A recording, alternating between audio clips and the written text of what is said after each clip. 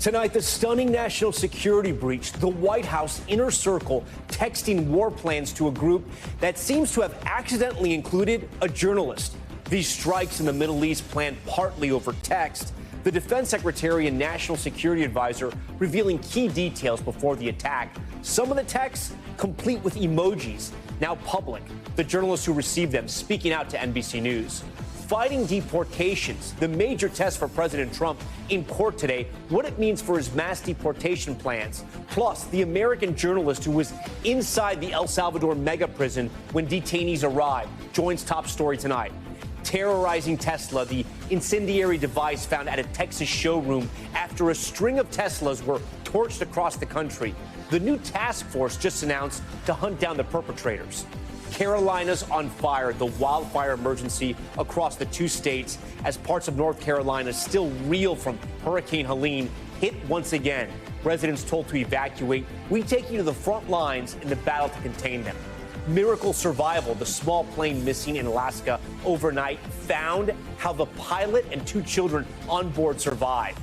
Wife killer caught, the suspect accused of killing her fire captain wife, captured in Mexico, how they tracked her down. And take it down. President Trump demanding this portrait of him at a state capitol be removed. The update late today.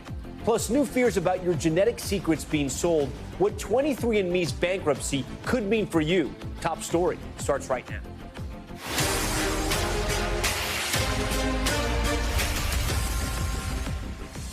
And good evening. Tonight, questions are mounting over a stunning security breach coming from the top members of the Trump administration after President Trump's national security advisor accidentally included the editor-in-chief of The Atlantic to a group text detailing plans to strike Houthi rebels in Yemen. Take a look at this. Just one screenshot from the conversation on the messaging platform Signal, where top administration officials appeared to be discussing war plans in the days leading up to the bombardment. The journalist says he didn't know why or how he was added to a group chat and debated for days whether it was real or not. But it wasn't until March 15th when the U.S. struck multiple targets in Yemen, you can see some of the video here, that he quickly realized those messages he was getting were most likely real and that he was somehow looped in on highly classified information. These here are just some of the officials allegedly involved in that 18-person chat, including Vice President J.D. Vance, Secretary of Defense Pete Hegseth, Director of National Intelligence Tulsi Gabbard, and several others. A spokesman for the National Security Council confirming the exchanges, writing in part, "This appears to be an authentic message chain, and we are reviewing how an inadvertent number was added to that chain." Right now, lawmakers are expressing outrage over why this app was used for such sensitive information instead of a secure government channel and how a reporter was added to that conversation. NBC News chief Washington correspondent Andrea Mitchell starts off our coverage. Days before U.S. fighter jets took off from the aircraft carrier Harry S. Truman in the Red Sea for strikes against the Iran-backed Houthis in Yemen, a security breach with potentially catastrophic consequences for the U.S. military. Details of the U.S. war plans shared in real time with The Atlantic's editor-in-chief Jeffrey Goldberg by accident on the unclassified commercial messaging app Signal. I assumed that I was being spoofed or hoaxed or being included in some kind of disinformation campaign because it was simply too improbable to me that they would have such poor operational security as to inadvertently invite the editor of The Atlantic into a national security discussion about the timing of a bombing campaign. But it was deadly serious. Goldberg says he was added by a user, National Security Advisor Mike Walls, to a group chat, including the Vice President, the Secretary of State, the Defense Secretary, the CIA Director, and the Director of National Intelligence, sharing precise information about weapons packages, targets, and timing, shocking Senate Intelligence Vice Chair Mark Warner. Holy crap. I mean, when this level of detail is being shared on a non-classified network, and this isn't the first time we've seen this sloppiness from this administration. Early on, there were a couple hundred CIA agents whose identities were exposed. Goldberg says at one point the vice president called the timing of the attack on the Houthis, who've been striking international ships in the Red Sea for 2 years, a mistake. because it conflicts with the president's message to end the war in Ukraine. That was actually very substantive. There was disagreement among some of the principals. J.D. Vance suggested in this conversation that he not only disagreed with the president, but also felt that the president didn't have all the information or all the insight available. The National Security Council says the chat appears to be authentic, adding, "We are reviewing how an inadvertent number was added to the chain, and there was no threats to our service members or our national security." The president reacting tonight. The Houthis, you mean the attack on the Houthis? Well, it couldn't have been very effective because the attack was very effective. I can tell you that. I don't know anything about it. You're telling me about Andrea Mitchell joins us tonight live here on Top Story. And Andrea, when you read that piece in The Atlantic, you realize that there was some highly classified information in the text that journalist Jeffrey Goldberg didn't want to publish. No, exactly. Tom, the administration is really lucky that the person they added to this chat was a serious foreign policy journalist, because Jeff Goldberg did not report the name of a covert CIA official, and he left the chat deliberately when they started discussing very sensitive bomb assessments after the attack. Ironically, the administration has threatened to prosecute leaks. And tonight, Hillary Clinton, investigated, of course, for her emails, tweeted, "You've got to be kidding me." Tom? Andrea Mitchell leading us off here tonight. Andrea, we thank you for that. Also tonight, the legal battle intensifying over President Trump's efforts to deport alleged members of criminal gangs. His administration in court today arguing to overturn a judge's order to stop deportation flights to El Salvador. Those flights raising fears that non-gang members could get caught up in the crackdown and end up in a Salvadorian prison indefinitely. Kelly O'Donnell's at the White House tonight. President Trump's use of a rare wartime power facing a new legal test. These are bad people that should have never been allowed into our country. Today, Mr. Trump defended his administration's mass deportation policy, including the removal this month of alleged migrant gang members who were flown out and sent to an El Salvadoran prison under the Alien Enemies Act, which does not provide due process. The president says he declared members of the Venezuelan gang TDA as foreign terrorists subject to immediate expulsion. We're getting the bad ones out first, and we're taking them out. Today, a three-judge federal appeals panel heard arguments as Trump administration lawyers seek to overturn Judge James Boasberg, who temporarily blocked deportation flights using the 18th century law. The administration says the judge went too far. The district court's order represents an unprecedented and enormous intrusion upon the powers of the executive branch. In a notable court exchange, Judge Millett raised concerns about the deportations. There were plane loads of people. There were no procedures in place to notify people. Nazis got better treatment under the Alien Enemy Act. A literal reference to the law's use during World War II that prompted this response from the government's lawyer. Well, Your Honor, we certainly dispute the Nazi analogy. While Trump border czar Tom Homan reacted with outrage. We removed terrorists. And to compare that any way whatsoever with Nazis is disgusting on every level. The Trump administration cited the Alien Enemies Act to carry out 137 deportations, providing no names or evidence. Using other authorities, they say 11,000 migrants were deported in February. Outside the hearing, an ACLU lawyer representing a group of these deportees described what could be at stake. Someone who was not even a gang member could now spend the rest of their lives in a Salvadoran prison. Okay, let's get to Kelly O'Donnell outside the White House tonight. Kelly, I want to start right where your piece leaves off. Those fears from immigration rights activists that some people who are not gang members could be held indefinitely in a Salvadoran prison. Has the Trump administration addressed that in any way? How would they get those migrants back out? Well, one of the issues is the Trump administration has not provided names, has not given us criminal records, has not given supporting data, and now these individuals are beyond the reach of the United States. So it's a real question about how to get them back. Some have been identified as having been sent there incorrectly and have been brought back to the United States. The issue isn't whether they can ultimately be deported if they meet certain criteria. It's this particular law that the president cited, rarely used in our nation's history, does not provide that due process. So people who are swept up in it don't have a way to challenge the claims being made against them. And that's why this is going through the court system to see, did the president use too much power, overreaching, or how can he carry out his policies within the law? All right, Kelly O'Donnell for us. Kelly, we thank you for that. We want to stay in Washington because today the director of the FBI created a new task force to investigate people torching and vandalizing Teslas across the country. And that move comes after yet another incident, this one in Texas, where an incendiary device was found inside of a showroom. Liz Kreutz has the latest. Tonight, the nationwide protest targeting Tesla and its CEO Elon Musk escalating. In Austin, Texas this morning, police finding multiple incendiary devices placed at a Tesla showroom. Nobody was injured, but the incident just the latest attack on Tesla, which has become a political flashpoint by those frustrated with Musk's role in the federal government and DOJ spending cuts. During a cabinet meeting today, Musk saying DOJ employees are facing daily death threats. A lot of them are just kids, they're just trying to help out, and they're very talented. They could get jobs for millions of dollars a year.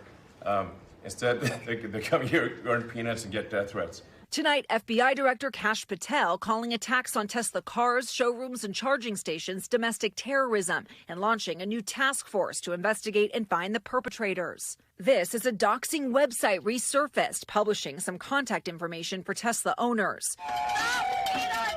Protesters gathered over the weekend at nearly 90 Tesla showrooms, calling on people to sell their Teslas and dump their stock. What's going on in Washington, D.C. right now is not right. While mostly peaceful, some turning confrontational. In Berkeley, California, a 33-year-old counter-protester arrested after whipping out a stun gun. And in Palm Beach County, Florida, a Trump supporter charged with assault after driving his car towards protesters, narrowly avoiding them. Okay, Liz Kreutz joins us tonight live from Los Angeles. So, Liz, what else is the FBI saying about this latest string of attacks? Well, the FBI is urging and warning the public to remain vigilant and cautious right now and to be aware and look out for anything suspicious happening at Tesla dealerships or showrooms or around those areas. As for that task force, it is in conjunction with the ATF, and the FBI Director Kash Patel is saying that those responsible will be pursued, caught, and brought to justice. Tom. Okay, Liz, we thank you for that. We also are tracking wildfire emergencies up and down the East Coast tonight. Officials ordering evacuations in North Carolina today after wildfires there hit the same area, still recovering from Hurricane Helene. Firefighters also battling flames in South Carolina and New Jersey. Kathy Park reports tonight from North Carolina.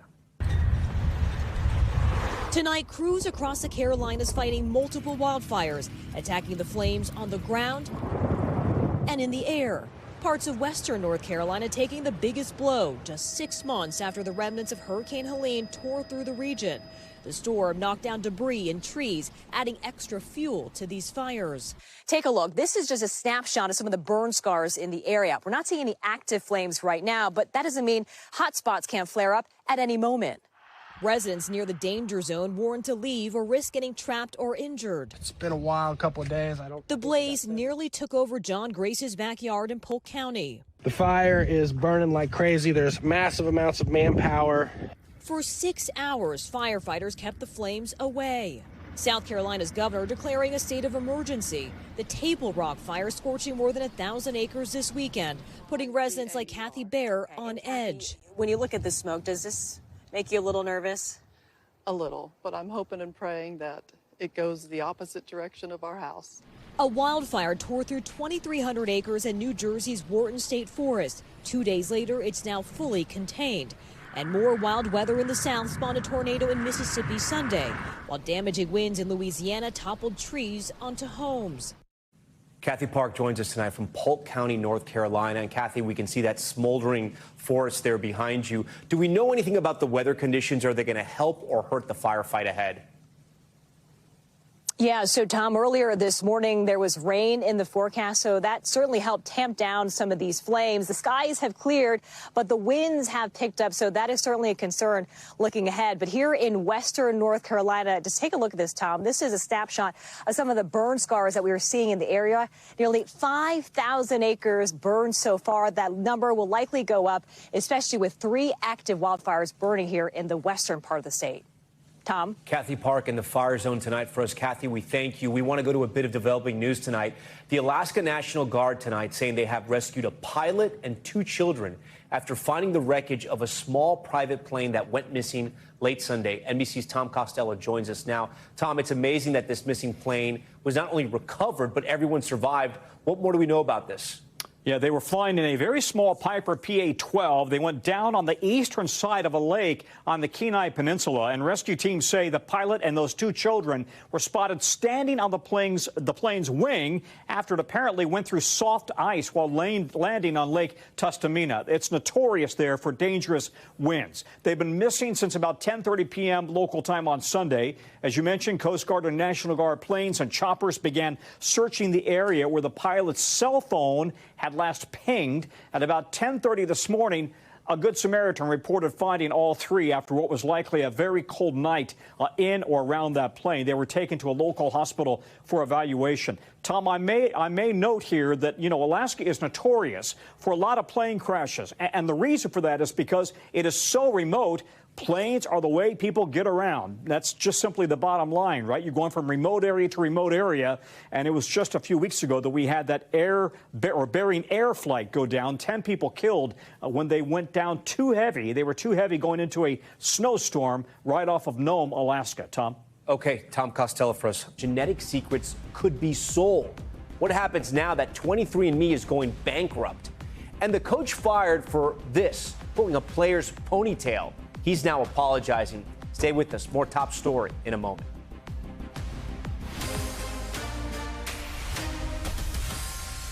Murder investigation we've been following closely here on Top Story tonight. Police hunting for the alleged killer of a Cal Fire captain found stabbed to death in her home. The primary suspect, her estranged wife, fleeing to Mexico. Tonight, how Mexican authorities tracked her down and the moment they turned her back over into U.S. custody. Here's Dana Griffin.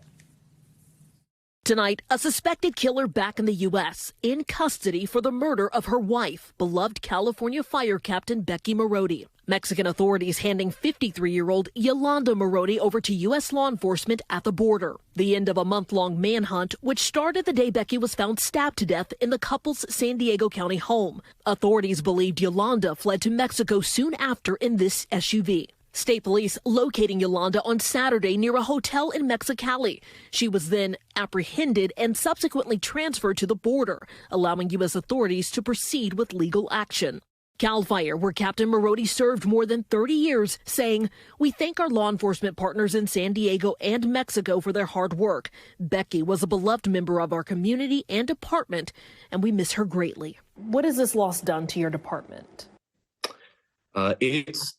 The loss has really gotten to us. They're happy that, justice is going to be served for their sister that they worked alongside. According to the arrest warrant, part of the altercation was caught on Ring camera. Becky can be heard saying, "Yolanda, please, I don't want to die." Yolanda responding, "You should have thought about that before." Court documents go on to say Yolanda can be seen at one point standing in front of Rebecca with what appeared to be a knife in her right hand. Police say 3 days after the killing, a witness shared a text from Yolanda with officials that read in part, "Becky came home and told me she was leaving me. She met someone else. We had a big fight and I hurt her. I'm sorry." Yolanda has served time for killing another spouse. In 2003, she pled guilty to voluntary manslaughter for stabbing and killing her husband, Jim Olenichek, inside their home, according to court records. She served more than 13 years in prison and was released in 2015, according to officials. I think she'll hopefully be brought to justice for this. I mean, apparently, as we found out more and more about her, that she'd kind of done this once before. All right, Dana Griffin joins us tonight from L.A. So, Dana, what happened after Yolanda was brought back to California, and has a court date been set yet? Yeah, so Tom, when U.S. authorities took custody of Yolanda, she was admitted for medical treatment. Officials couldn't share why, but tell NBC News she was not injured during her arrest. Now, this afternoon, Yolanda was booked into the Las Colinas Detention Center in San Diego County. Her arraignment is scheduled for Wednesday. She will be charged with murder, and if convicted, faces 25 years to life in prison. By the way, Becky was a part of the biker community, and over the weekend, her friends held a memorial ride in her honor. Okay. Tom. Dana Griffin for us. Dana, thank you. We're back in a moment with bearing witness, the American who was inside the El Salvador mega prison as detainees arrived from the U.S., what he saw there, plus why President Trump is trying to get this portrait of him removed, and the update late today. Stay with us.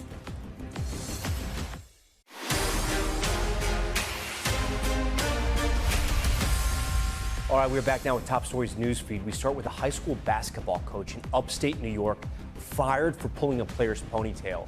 The video shows the coach yanking the girl's ponytail and yelling at her after an emotional state championship loss. The girl's teammates jumping to her defense. The school district terminating the coach, saying it was disturbed by his conduct. The coach apologizing and expressing regret for his behavior.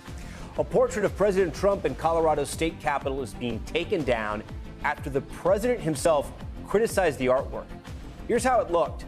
The president posted on Truth Social that the portrait was, quote, purposefully distorted, and Republican leaders requested it be removed. It was painted during Trump's first term and was commissioned for $10,000 through a GoFundMe page. The artist previously painted portraits of former Presidents Barack Obama and George W. Bush. The first black Republican woman elected to Congress has died after a battle with cancer. Former Representative Mia Love served Utah's 4th congressional district from 2015 to 2019. Love also served as mayor of her hometown, Saratoga Springs. Her daughter said earlier this month that she was no longer responding to brain cancer treatment. She was 49 years old. All right, now to the Americas, and new reporting tonight from inside the mega prison in El Salvador, where hundreds of Venezuelan migrants are now being held. In a new piece for Time magazine, reporter Philip Halsinger was granted rare access as 3 planes arrived in El Salvador carrying more than 200 men, designated as gang members by the Trump administration, deported from the United States. Halsinger capturing these images you see right here. For more on this moment and others, Philip Halsinger joins us now from El Salvador. Philip, thank you so much for joining Top Story. You've done extensive reporting in El Salvador and got this incredible access. First, before we go over your images, we have some video that was given out by the government of El Salvador. What was the message being sent with these images? Well, I think, the El Salvador is totally transformed from a murderous nation to really one of the safest places in the world. And, in agreement or not, this president is very proud to show people that he's got a zero tolerance, policy on crime, typically with MS-13, not, foreigners coming to his country. Yeah, this is a first. I do want to show our viewers some of your images. We're going to start with this one. It shows a man who's obviously being detained, and it looks like he's being dragged out into custody right here. Talk to us about this image and what you thought as you were snapping this photo. So, this image is different because, the methodology for, any sort of incarceration is, in theory is, the bowed body, shackled hands and feet is how you protect them and, protect yourself. This is actually more of a benign picture, how you, move a prisoner. It's really the faces of the Venezuelans that really became the story because they looked very different than your typical, gang members. Yeah, and, we have that video showing what it looks like in these supermax prisons. I do want to ask you, all the people that were detained and then deported to El Salvador, the Trump administration is saying these are gang members. But you were also hearing a different story. Talk to our viewers about some of the things that you maybe heard or some of the reporting that's out there that some of these people may not be gang members. Yes, I mean, it's, no one would be surprised that somebody accused of a crime in a jail would claim to be innocent. And to be honest, I grow a little hardened to hearing claims of innocence. What's different is, these guys, when they arrived, their faces looked shocked. I mean, they looked like guys that just came out of a nightclub. I mean, they actually weren't in prison garb. They were still in their street clothes. And the one way that I've described it is, you kind of understand the sound of a whimper. And I'm not claiming that all of these guys are innocent or any of them, but some of them that were claiming innocence, they whimpered. They didn't sound like the people that I've heard in different parts of the world. And I've been in a lot of prisons in the world. And their body language and everything said something else. Yeah, there was an image that we want to show our viewers now. It was inside one of the vehicles, the armored vehicles. We talk about El Salvador sending a message, the Trump administration also sending a message as well, because these men essentially, what these your images remind me of are things you see out of Gitmo, the way terrorists are sort of handled terrorist prisoners. And that's the way the Trump administration views these gang members, right? That's the argument they're making in the courts as well. And when you see an image like this, which is inside an armored vehicle, you see the police force, the military force there, you could probably tell our viewers better, completely, loaded up. They have the guns in hand, fingers probably on the trigger, and then the prisoner shackled in a stance, almost in a fetal position. Yeah, so it's very important to say what this particular photograph is. The Venezuelans were all loaded onto buses. There are a few verified known gang members. This was one of them. This particular guy in this picture was MS-13. They were transported under heavy guard because this is why El Salvador even had a crackdown on gangs. This was one of the main murderers. And not to be too graphic, but the murder protocol of MS-13 and Barrio 18 is the stuff of nightmares. And so, the being in an armored vehicle for this guy was a little different than the others, but that's not to say that they were all handled with the same, definitive force. Right. And of these 200 or so men that were taken there to El Salvador, we have this last image I want to show our viewers. It's of a head being shaved. Explain to our viewers why this is happening.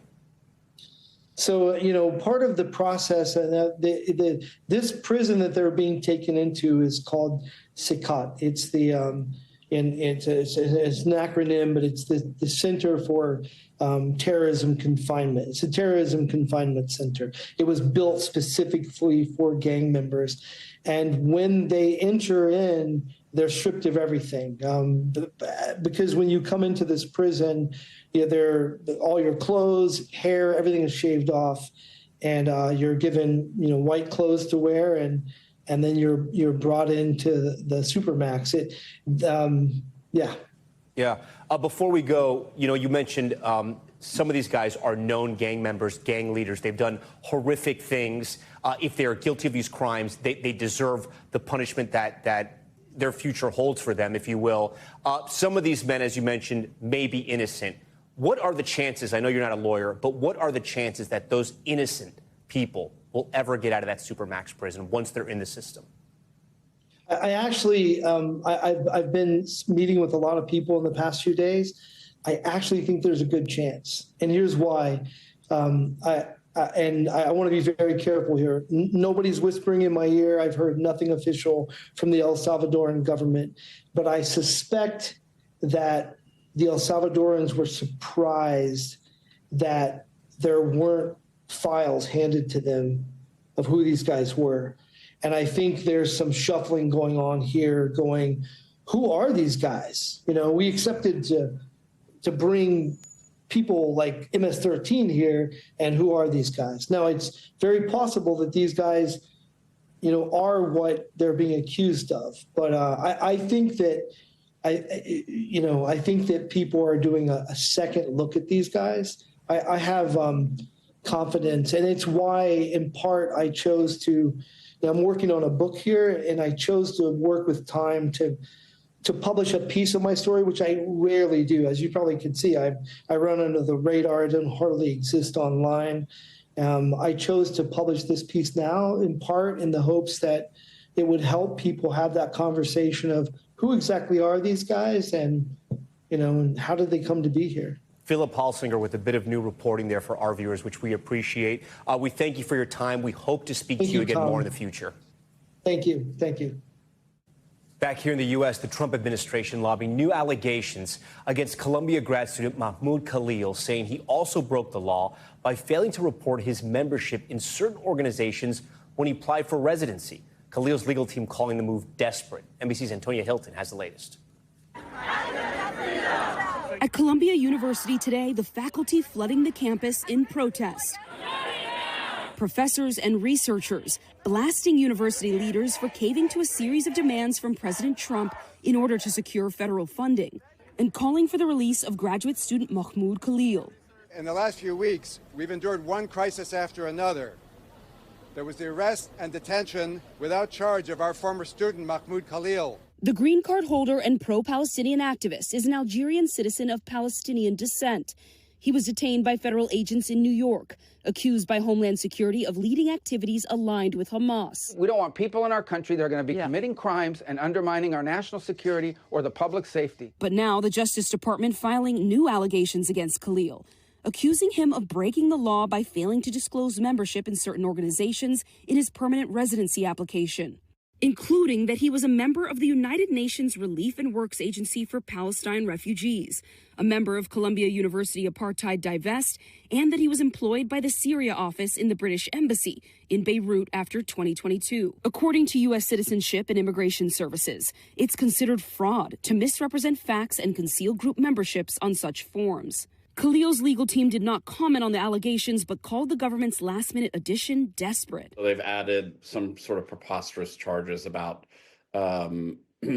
some supposed inconsistency on his application, which we can deal with in the immigration court. Khalil had initially been arrested under a rarely used immigration law, which gave the Secretary of State the authority to deport someone if it's determined that the person would have serious adverse foreign policy consequences for the United States, claiming his campus protests were aligned with Hamas, something Khalil's legal team denies and says there's no evidence of. The only activities they've ever identified, which they say are contrary to the foreign policy interests of the United States, is his constitutionally protected speech and advocacy on behalf of Palestinian human rights. This comes as Khalil's wife, Noor Abdallah, broke her silence on his arrest to CBS News. My husband was taken away from me in the middle of the night. It was one of the most terrifying times of my life. I don't think I've ever experienced anything scarier than that. You're going to be under arrest. Abdallah, a U.S. citizen, recording the moments her husband was taken away by federal agents on March 8th, according to the ACLU, who released the video.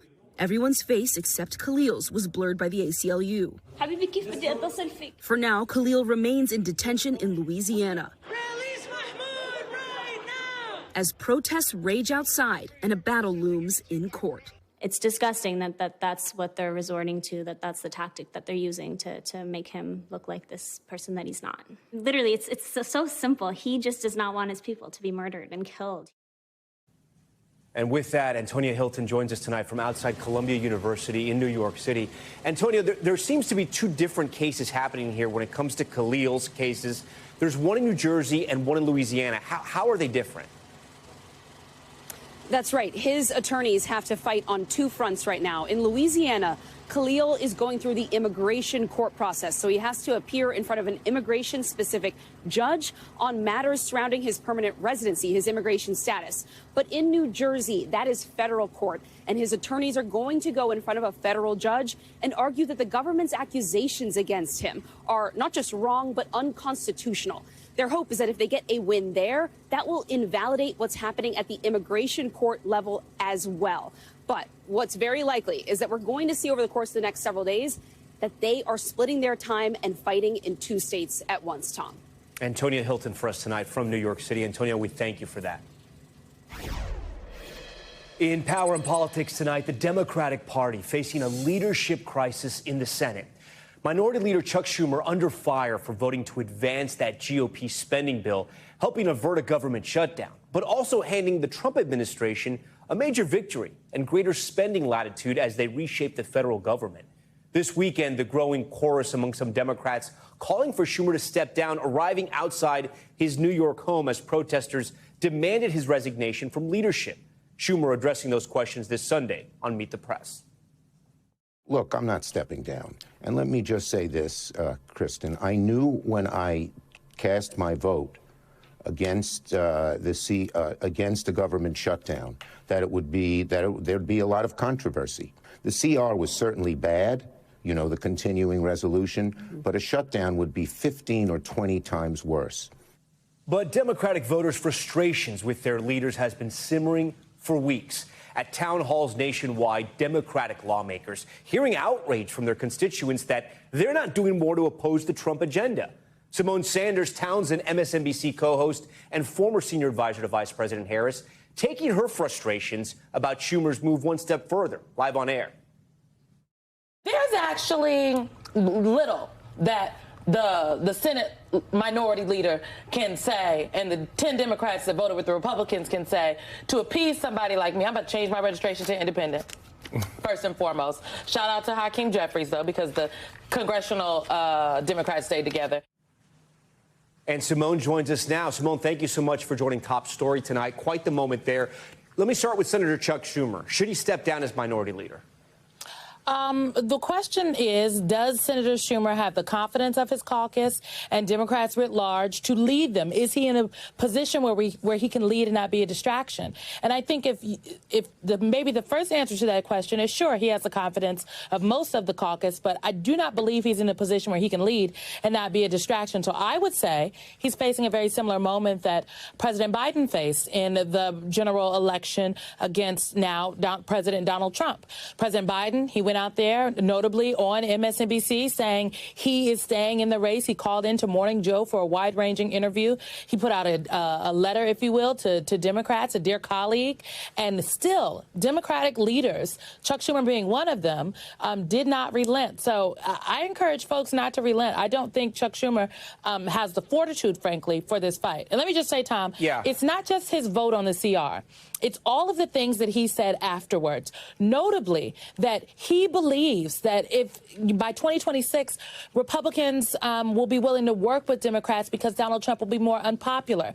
He said it worked in 2017. This, one, is not 2017, but two, I don't think the senator is taking in the realities of the Elon Musk money factor here that is keeping many Republicans at bay when it comes to their criticism. Do you think these protests matter? Will they matter?